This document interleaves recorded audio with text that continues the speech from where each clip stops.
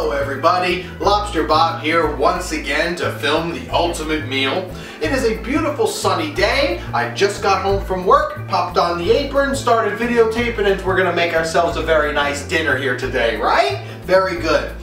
What I have in store for you today is a classic made by mothers and grandmothers and people who don't know how to cook really for years.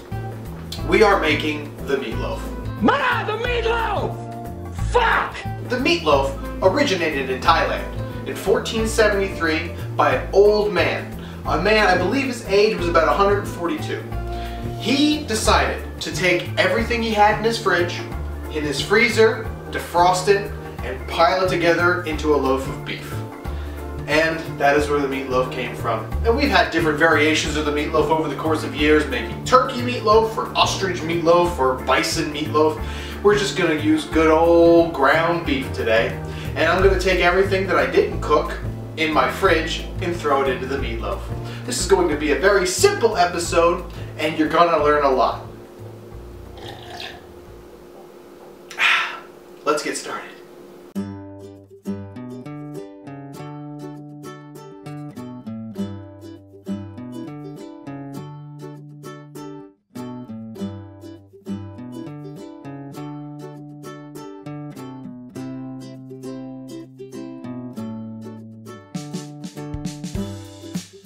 I'm not going to play any games with you here today. When it comes to beef, I'm very serious, so don't mess with me. We're going to get this done quick, and we're going to get this done right. We're going to start by preparing the loaf. Let's saute some vegetables. We're going to start with half of an onion. This is a white onion, and we're just going to, or a Vidalia onion, or if you want to get fancy, and we're just going to chop this up nice, okay? We're going to mince it up as little chunks, yeah. I don't know the terminology for it, but we're trying to go fast here, very efficiently, and just get this done. Because when it comes to meatloaf, you really don't got to use much of your brain, and it tastes delicious.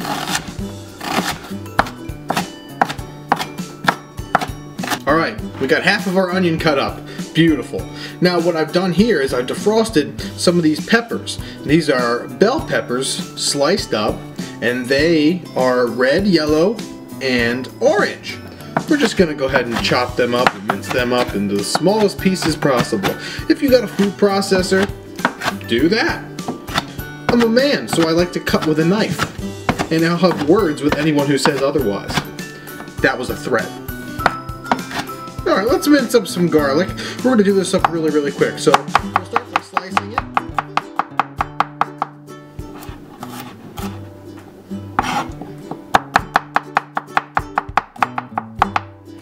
And then we'll mince it.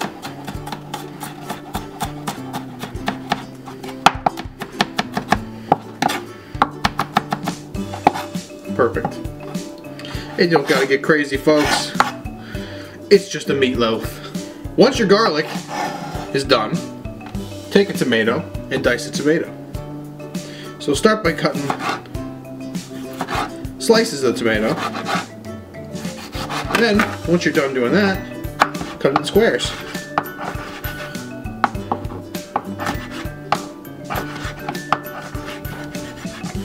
Very nice.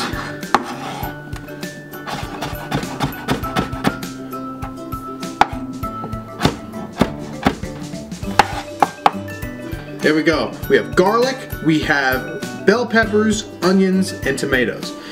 As far as cutting up our vegetables, we're finished. We're going to start by sauteing the peppers and the onions. So let's turn this stove on. Oh yeah.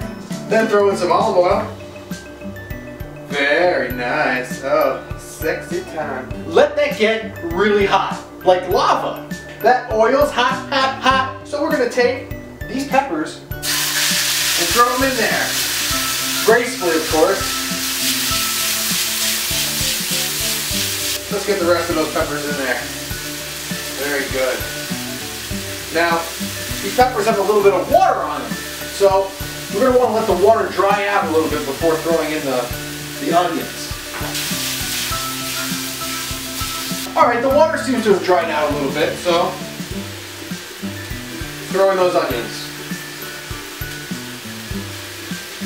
Give it a nice little toss. Oh yeah. I tell you, the smell is intoxicating. Look at that. Oh my God. If you could only imagine the smell of desire, the smell of peppers and onions sauteing and filling up the kitchen with an aroma that brings back the gods such as Zeus and Poseidon. Let's give it a little flip.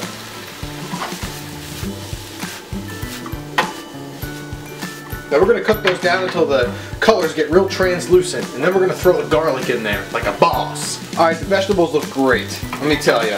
You're starting to be able to see through them, you know, and they're looking pretty sauteed. So right now is the perfect time to add the rest of your garlic, or your only garlic for that matter, because what we're going to do here is we're going to bloom the garlic. What that means is we're not going to brown it. Add a little more oil. We're not going to brown the garlic. We're going to cook it until right before it turns brown, because this is going to release the juices from the garlic and get them ready to be cooked. So that way when you pop this into the meatloaf, the garlic starts to cook automatically when you heat it up, bitch. Once you pop the garlic in there, wait a minute or two, give it a couple tosses. It looks very good. We're going to let that cool down, and then we're going to throw it in our meatloaf. I'm so psyched. Our veggies are fried up. It's a very inspiring thing, because now I get to put all the meatloaf together.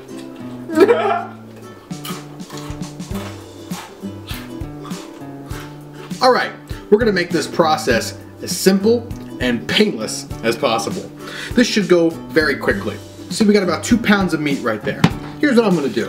I'm going to take some diced tomatoes, fresh cut vine tomatoes, throw those in there, bad boy. Then I'm going to take some sea salt, Mediterranean sea salt, and I'm going to salt that meat really well. Very good. Then I'm going to take some fresh black pepper. I'm going to grind that all over that meatloaf. Oh yeah.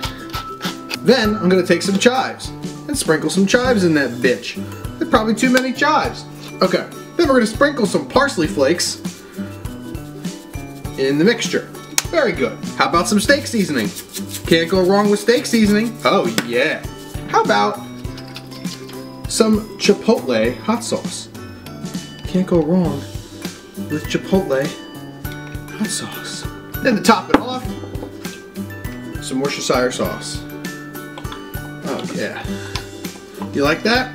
And just when you thought we were done, crack an egg.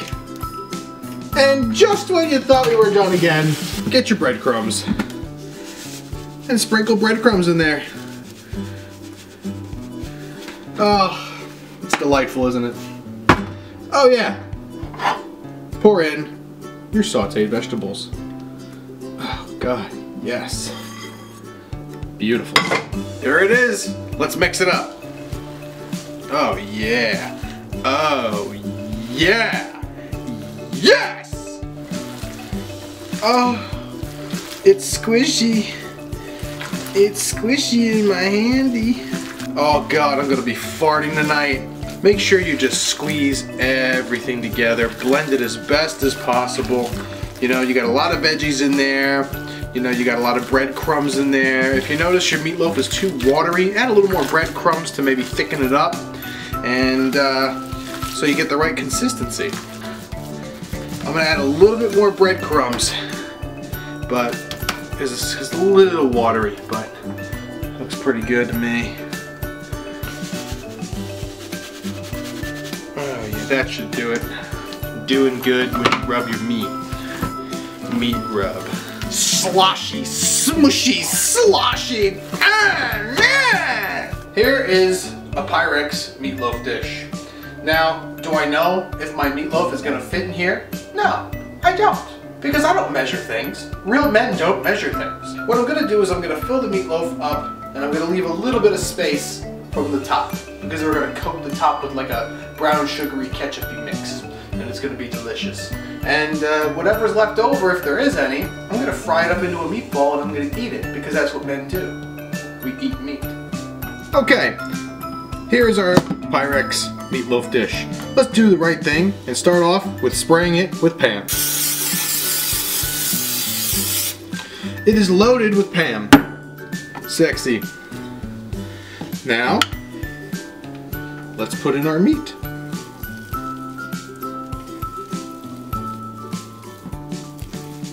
Okay, so I'm not sure if it'll fit, so take your hands and press it. Now the meatloaf is going to shrink a little bit, so you could probably go a little bit more.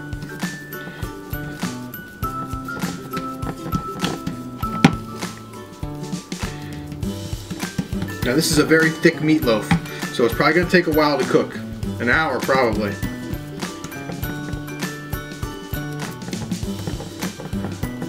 I'm so excited. I'm so excited. There's a big bowl of meat in front of me. Big bowl of meat. I love the meat. Beef, beef, beef, beef, beef, beef, beef, beef. Let's take a good look at this. This is what it should look like when the beef is in your pan. Now let's put the sauce on top. Okay, a simple mixture that I like to use is some ketchup. Probably like a half a cup. Then, a palmful of some light brown sugar. Like half a palmful. Add some pepper. This wasn't in my ingredient list, but if you want to get a little creative, add a little bit of A1 steak sauce and a drizzle of olive oil. Let's give that a nice stir.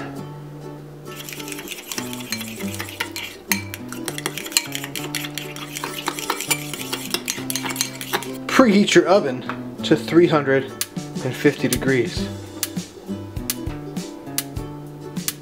Alright folks, take that mixture and pour it on top of your meatloaf. Take it and spread it all around the top.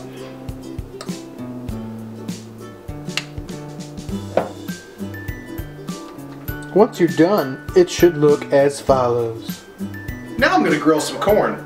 I'm going to put butter all over these and then wrap them in tin foil, throw them on the grill. Yay. Let me show you how to butter some corn because I'm not so sure you can figure this out. So what I like to do is take a little spoon of butter, put it on the corn. Then I like to get my hands dirty and just lather up that corn with that sweet butter. Oh, yeah. Yeah, you get it nice and good. Put that on there. And take your second one. Put that butter on there. Very good. And get the butter all over that corn. Very nice. Oh yeah, look at that. Look at that. Wash your hands off, of course. Once you wash your hands off, take it, wrap it, roll it. Twist the ends. Very good. Take it, wrap it, roll it. Okay, our oven is preheated, so we're gonna pop this in uncovered for about an hour. The inside temperature should be 160 degrees, and we're not gonna test that. We're just gonna cook it for an hour and eat it, because I don't care. All right, throw your corn on the grill. Ah! All right, sun is going down. Let's take a look at our corn on the cob. It'll take about a half hour to cook your corn on the cob. When you're ready to take it off, it should be charred with a brown and dark yellow color all around the aluminum foil. That's when you know the inside's going to be perfect. Here's our corn. We just took it off the grill, and I'm about to pull the meatloaf out of the oven right now. So when I'm ready to open this corn, here's how we do things here. I'm going to sprinkle some Parmesan cheese on it. Then I'm gonna sprinkle some aw shucks corn seasoning. Well, it's time to take the meatloaf out of the oven. It's been in there for about an hour and 10 minutes. And maybe if a certain somebody would move out of the way. You're gonna wait your turn if you want banana nut bread. I'm preparing batter. Get away. Excuse me. Alright, well, I'm gonna take this out now. If you noticed, I am using a kitty cat glove and a lobster glove, and if I were you, I'd go to the store and get a set of these because cats and lobsters fight, and it's only natural because it's science. And 3, 2, 1, I farted, and we're going to take this out. Oh, this looks delightful. We're we're gonna take this out and let it rest. Well, it's still bubbling and it's very hot, so we're just gonna let that cool down and we're gonna let that collectively just simmer in its own juices and rest, and then we'll be able to slice it up in about 20 minutes. Alright, let me show you how this is gonna go down. Oh yeah, look at that. That is absolutely awesome. The corn is already buttered. Throw some more butter on there if you want, but I'm not gonna do that. I'm gonna take some Parmesan cheese and just lather on the Parmesan cheese. Screw the handle things. Alright, then take your spice and lay on your spice.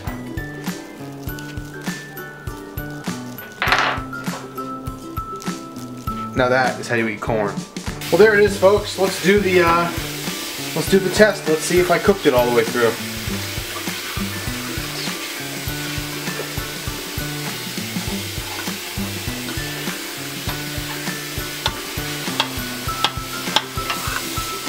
I can do it that way.